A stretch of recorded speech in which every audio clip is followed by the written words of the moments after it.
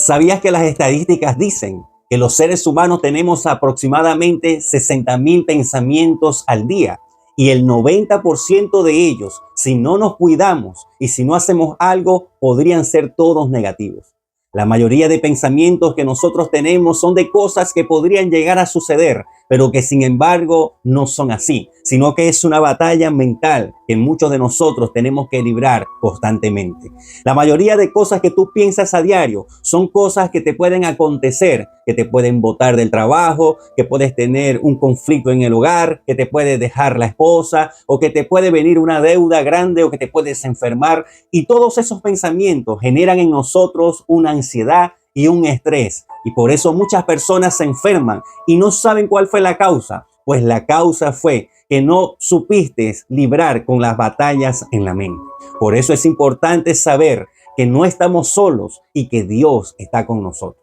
Cuando pasamos la terrible experiencia en la pandemia, muchas veces nosotros nos llenamos de miedo, porque nosotros siempre tenemos quizás ese miedo a lo desconocido. Siempre teníamos ese pensamiento: ¿y será que me voy a morir? ¿Y será que se me va a acabar el dinero? Muchas veces, o la mayoría de nosotros, tuvimos que aprender a convivir con mucho menos de lo que teníamos. Entonces eso nos llenaba de ansiedad, sin saber qué sería de mañana, si el COVID nos iba a matar a todos, si era el final del mundo. Y muchas de esas cosas, las personas quedaron con ese tipo de pensamiento, con ese tipo de depresión y con ese estrés. Y así vivimos el día a día. Porque la enfermedad del siglo no es el cáncer, sino el estrés, sino la depresión, sino la ansiedad. ¿Y por qué somos ansiosos? Muchas veces somos ansiosos por el miedo al día de mañana, por el día, por pensar mucho en el futuro. ¿Y por qué somos depresivos? Por no querer soltar el pasado. Nos llenamos de depresión cuando estamos aferrados al pasado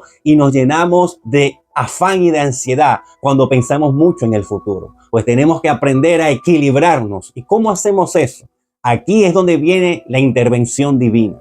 Todos nosotros tenemos una identidad y la identidad se ha estado perdiendo en la generación. Tenemos falta de identidad y por eso tenemos que quizás imitar a otras personas para quizás alimentar nuestras emociones y sentirnos estables en el mundo. Pero necesitamos más bien conocer de aquel que nos ha dado la vida, de aquel que nos ha creado y sabe cómo conducirnos en este mundo. Sí, vivimos en un mundo lleno de estrés, lleno de afán y lleno de ansiedad, pero eso no quiere decir que nosotros vamos a caer en esos pensamientos, como dije al principio, que más de 60.000 pensamientos y el 90% la mayoría negativos. Pero cuando tenemos un concepto de Dios y de fe y de quiénes somos, nuestros pensamientos cambian. Y te garantizo que si tus pensamientos son cambiados, en vez de ser negativos, a un pensamiento lleno de fe y de esperanza, tu vida va a cambiar. Porque cuando tú piensas mal, tu cuerpo sale esa hormona que se llama el cortisol, que es una hormona de estrés que empieza a causar en ti enfermedades. Por eso mucha gente padece de hipertensión, de diabetes, etcétera, etcétera, etcétera. Llegan a alargar el cabello. ¿Por qué? Porque han dejado que el estrés alimente su vida día a día. Así que vamos a leer un versículo bíblico para ver qué dice el Señor. Dice Primera de Pedro, capítulo 5, versículo 7. Echando toda vuestra ansiedad sobre Él. Está hablando referente a Jesús.